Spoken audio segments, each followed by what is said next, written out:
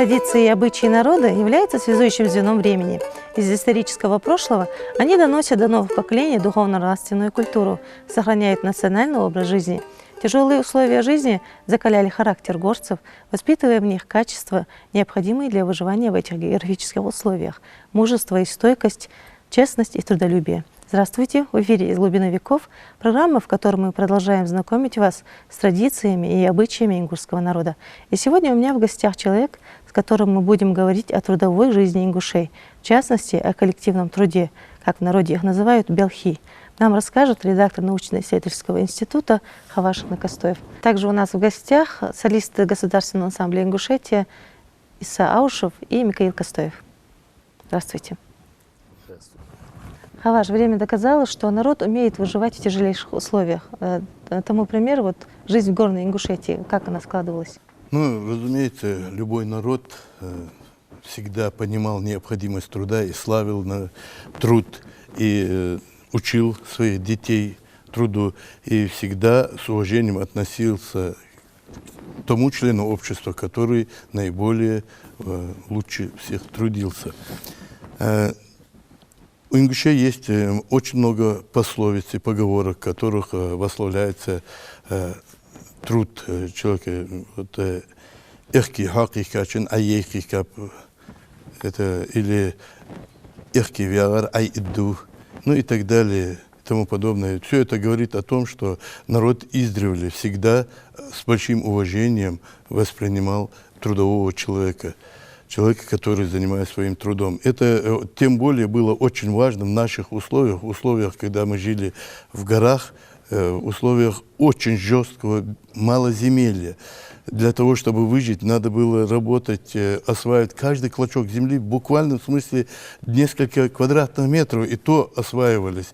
На крутых склонах строили террасы, искусственно выравнивали эти откосы, чтобы дожди или талые воды не смывали грунт и так далее. Это был очень тяжелый труд.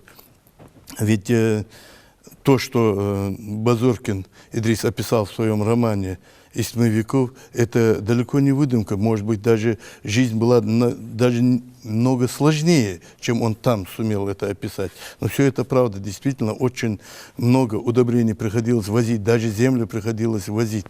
И даже покосами занимались вот для того, чтобы на таких крутых откосах, что тот, кто косарь, себя привязывал веревкой наверху, чтобы не свалиться в обрыв, и каждую травинку собирал, и косил, и собирал, и с огромным трудом. Если бы не так, то народ и не выжил бы. Ведь это на равнине можно намного легче трудиться. Чах Ахриев в своих трудах очень подробно описывает. Он возвращался к проблеме малоземелья в этих своих трудах десятки раз. И всегда подчеркивал, что самый большой враг ингуша – это недостаток земли. Дело в том, что запертые в горах ингуши не имели доступа, не могли выйти на плоскость, где были плодородные земли, где были тучные пастбища. Им приходилось выживать в этих почти нечеловеческих условиях. Наверное, для того, чтобы выжить в этих труднейших условиях, и были придуманы такие коллективный такой социальный институт, как белхи. Это коллективная взаимопомощь общества друг другу. Говоря о трудностях в горной Ингушетии, вот мы являемся свидетелями того, что они оставили богатое наследие. Вот, говоря о башнях, вот что вы можете сказать именно о труде в архитектурном плане? Ну, это как-то приходилось и раньше говорить об этом.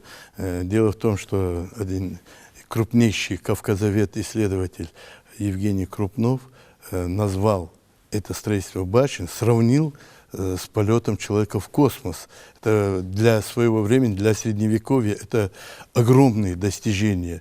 Тем более мы знаем, что при таких примитивных орудиях труда строить эти 30-метровые, 40-метровые башни высотой и поднимать на такую высоту эти тельные камни, большие, весом большие. И более того, это же строить эту башню тоже надо было не абы как. Это строгий наклон углов, строгое очертание. Это очень большие инженерные расчеты. Конечно, это не всякому было под силу. Для народа наш ингушский фольклор сохранил имена великих, известных строителей башен, таких как Ян, ну и другие. Это были специальные навыки строительства этих башен, которые, насколько я знаю, башни есть и в других частях земного шара, но таких башен, таких стройных башен нигде больше не обнаружено. Они в некотором смысле, ну, это, конечно, говорить о красоте – это дело вкуса, но во всяком случае наши башни, по моему мнению, намного красивее, чем те же даже пирамиды, что цивилизации майя, что египетские пирамиды и другие. Во всяком случае, они более устремленные ввысь. Еще фольклор нам сохранил этнографические сведения. Известно, что башня должна была строиться от начала до конца не больше года. Это тоже накладывало огромные ограничения. Вот начал строить, вот в наше время дома строить по несколько лет, бывает и до 10 лет растягивать, а башню надо было строить в течение года. И вот подготовительные работы велись тоже очень долго. И в этих подготовительных работах участвовали, или так, помогали огромное количество родственников, в том числе и зятья, и племянники, и двоюродные братья, и друзья, и названные, и молочные братья. Родство было очень большое. Ну, могли просто соседи помогать, и просто люди знакомые. И все они собирали. Ну, в чем состояла помощь? Помощь состояла в первую очередь в обеспечении этого хозяина, который готовится строить башню, материалом, строительным материалом. Это камни и это все необходимое для растворов. Но это еще говорит о том, что они, помимо того, что были трудолюбивы, и у них был и эстетический вкус, да?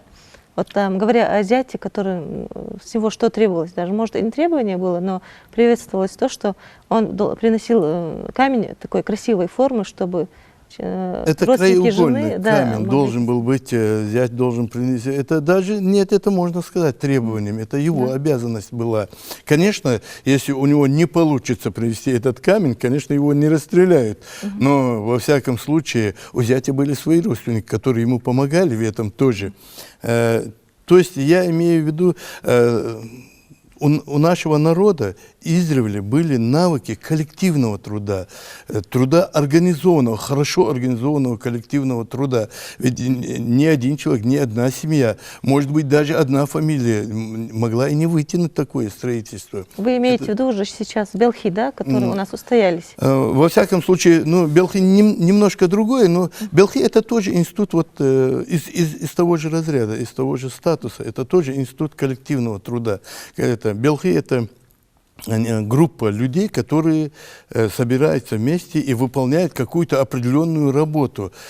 Чаще всего это на один день, ну, можно и на несколько дней. И такое бывало.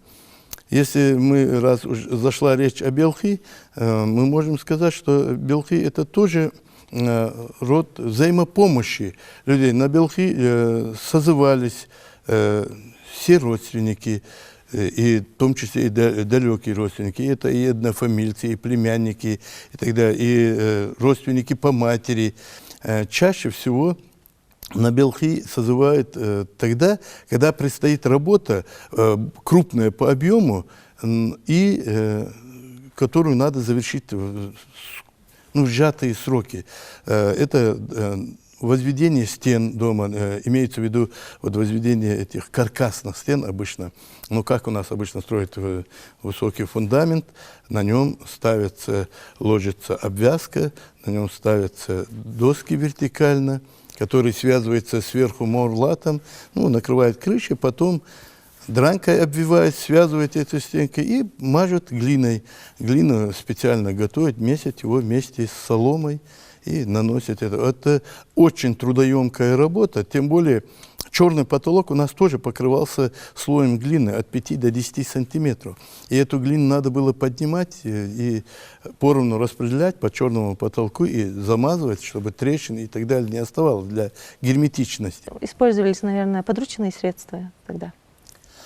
Да, конечно, в первую очередь для этого нужна посуда, в которой это будет подниматься, или вилами забрасывалось. Бывало так, что если не хватает, строят подмостки, один молодой человек с земли берет эту глину на подмостке, тот подмосток на потолок, на потолке эту глину разводят, а замазывать более такую легкую физическую работу выполняют девушки. Это трудоемкую работу молодые ребята. Это на Белхи приходили, в том числе и старики, и пожилые люди. Они, конечно, им не разрешали работать, они не были заняты физическим трудом, но они могли очень помочь своими подсказывали, они руководили работой, они, более того, подбадривали молодежь всякими рассказами, шутками и так далее. Так что работа находилась для всех. На Белхи к участию в Белхи ингуши подготавливали детей с самого раннего возраста. У нас, когда вот это Белхи бывает, участвуют даже трехлетние дети. Они там могут воду поднести, там могут подать какой-нибудь инструмент. Им специально говорят, вон, принеси гвоздь и так далее. Приучайте его к труду, даже если это не нужно. Но все равно, чтобы он чувствовал себя участником этого коллективного. Уже приучают с малых лет. Это минимум нагрузки, но приучают уже. Уже приучают. Ну, для того, чтобы и для детей это становится поистине праздником труда, потому что создается очень приподнятое настроение, создается очень такая аура работоспособная, и разговоры все бывают жизнеутверждающие. Организатором всего этого в любом случае выступает человек, для которого строится дом, хозяин, да? Он их созывает, и он отвечает за любое увечье или что-нибудь, или за любое происшествие, которое происходит в его дворе, конечно, он несет ответственность. Поэтому этих людей зовет себе на помощь тоже он. Но точно так же Белхи, так сказать, неотъемлемым атрибутом, что ли, или участниками Белхи всегда были и музыканты, которые своими песнями поддерживали веселый, жизнерадостный вот такой... отдушенный после всего рабочего дня. Наверное, это могли собираться соседи, родственники, да, чтобы вот чисто провести время, отдохнуть от всего этого. Музыканты могли играть и во время работы, если они... Сопровождали, да? Да, сопровождать, разумеется, не лезгинка, не так далее, но есть у нас очень много таких мажорных песен и минорных песен. Это музыканты, они приглашаются со стороны, или это может быть человек, который среди них?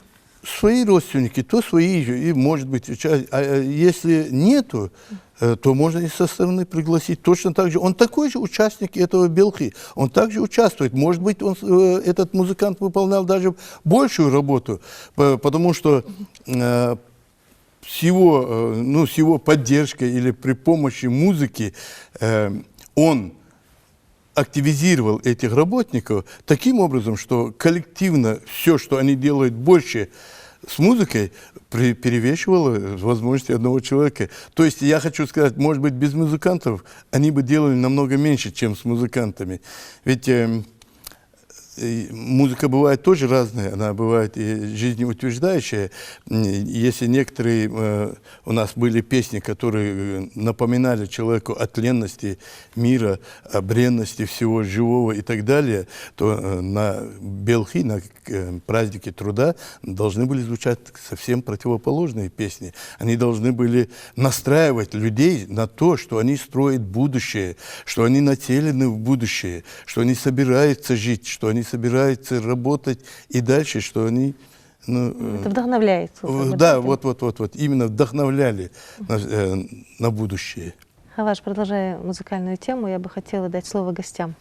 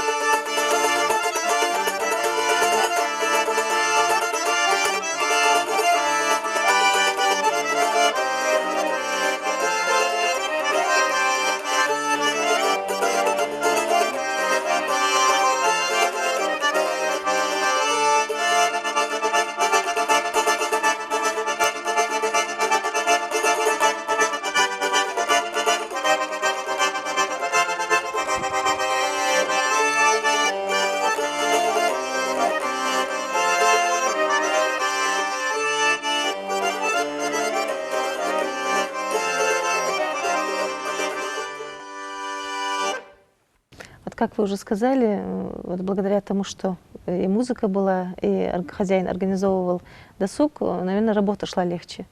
Намного Соответственно. легче, намного. Но более того, на Белхи молодежь шла очень охотно.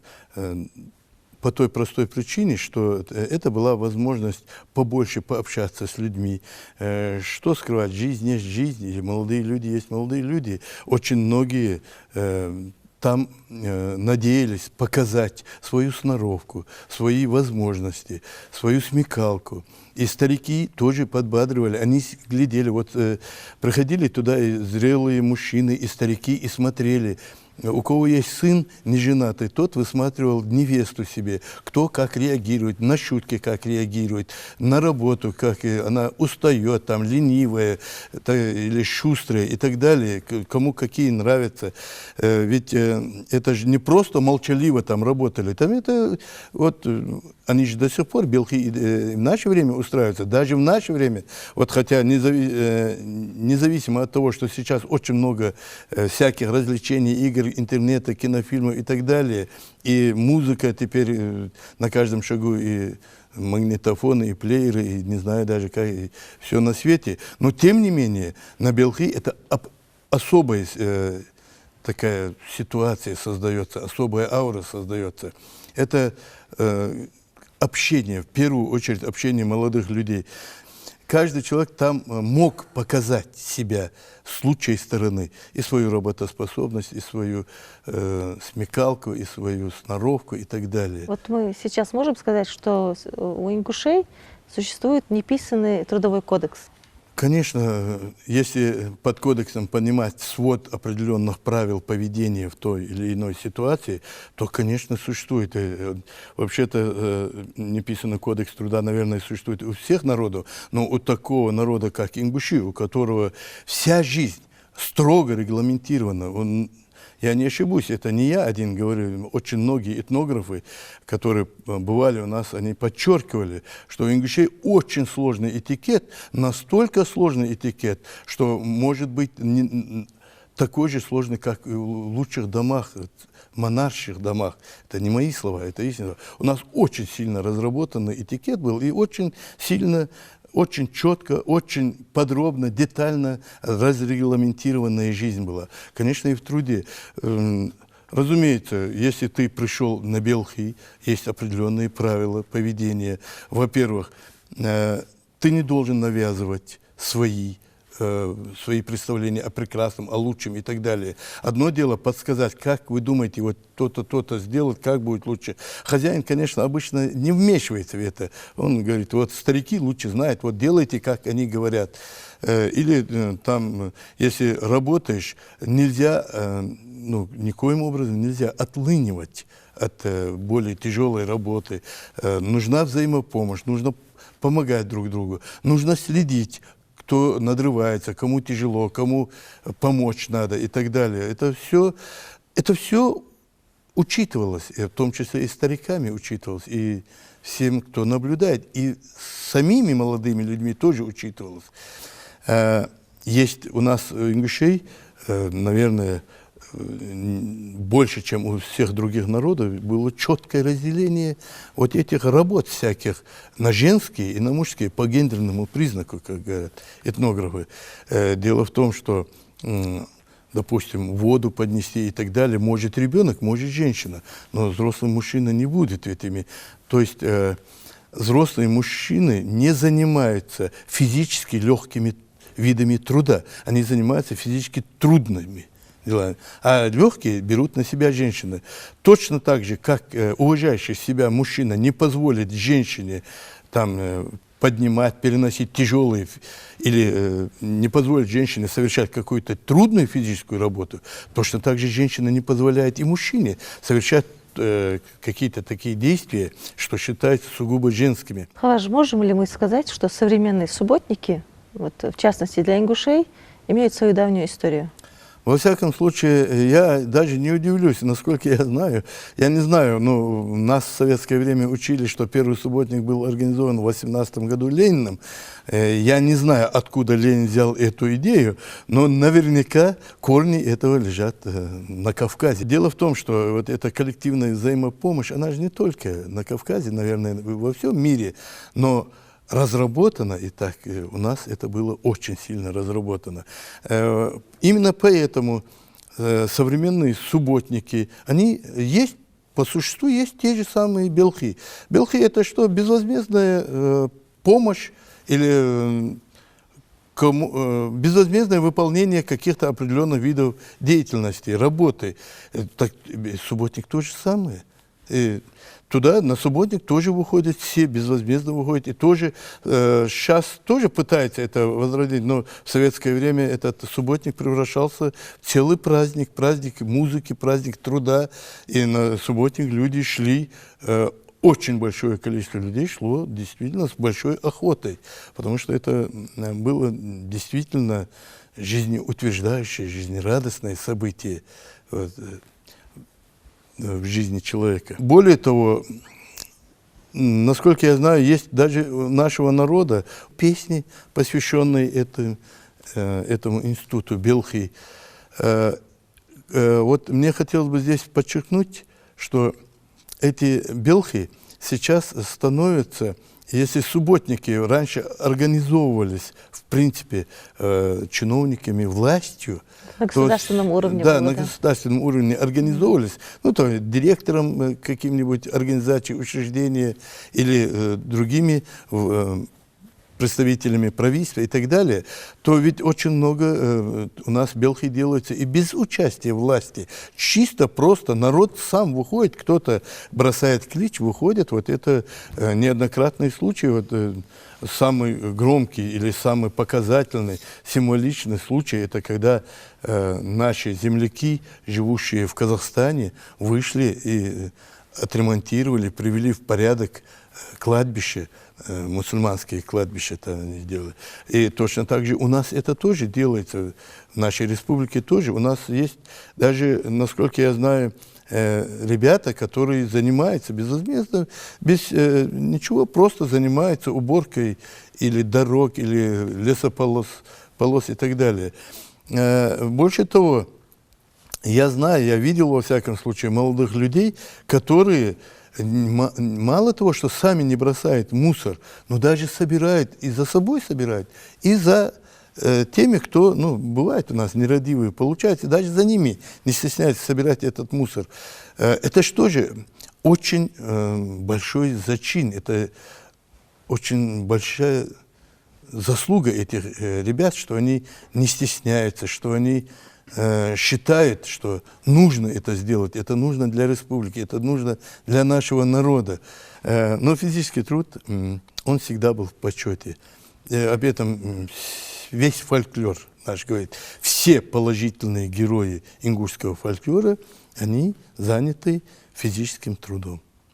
Вот сегодня то, что, например, братья могут собраться и построить дом для своего брата, или же соседи прийти, это сегодня тоже наблюдается и часто даже? Очень часто наблюдается. Я, например, я у себя строю дом, я, правда, его очень долго строю, но, во всяком случае, мне дом вот поставили стены, поставили крышу и покрыли, и все это остальное 3 раза белхи делали. И самое интересное, эти белхи делал или собирал, организовал не я, организовал и мой брат, и один раз даже двоюродный брат. Просто зашел, и 3 человека, они зашли во двор, что у тебя стоит это? А давай мы сегодня. Я говорю, ну какой туда-сюда, ну начал отнекиваться. Ты свободен, свободен. Если не свободен, иди, мы поработаем. Они так позвонили, созвали, мои братья собрались, там двоюродные, и все. И в течение дня крыша была накрыта. Начиная от стропил, и стропила поставили, и обрешетку, и железом покрыли. Это очень, очень часто делается. Значит, все-таки это, тут речь идет уже о родственных отношениях больше, да? Вот белхи организовывались в большинстве своими родственниками. Или же это другие, да, белхи организовываются ну, тем человеком, кто болеет о тебе. Если ты, бывает, человек стесняется, бывает человек, вот у нас часто бывает в наше время очень трудно, например, если я целыми днями на работе, и там и суббота, воскресенье некогда бывает, и если я не хожу на белхи, мне, конечно, трудно будет позвать на белхи. Ну и тогда приходит на помощь, вот, как говорится, и братья приходят, и другие, и третьи приходят. Но часто сейчас есть еще одна вот такая практика пошла. Я не могу прийти на белхи, но я могу помочь тебе материально и так далее. И если человек ну, что-то такое там грандиозное затевает, обычно принимает участие в виде материальной помощи тоже. И говорит, вот это от меня безвозмездно. Это обычно подчеркивается. Это я даю безвозмездно, диалшиду и так далее. Это такая форма тоже есть. Хаваж, я благодарю вас за содержательную беседу и надеюсь, что это не последняя встреча, где мы обсуждаем традиции и обычаи нашего народа. Испокон веков, благодаря активной трудовой деятельности, ингуши сохраняли национальную идентичность. Благодаря нашим предкам и их трудолюбию мы получили богатое историческое наследие. Дорогие телезрители, о том, без чего немыслима жизнь общества, и об уникальности сохранившихся по сей день национальных устоев, мы говорили с редактором научно-исследовательского института Хаважем Нагостоевым. В следующей программе мы поговорим о взаимоотношениях в ингушской семье. Мы прощаемся с вами до следующей недели. Всего доброго. До свидания.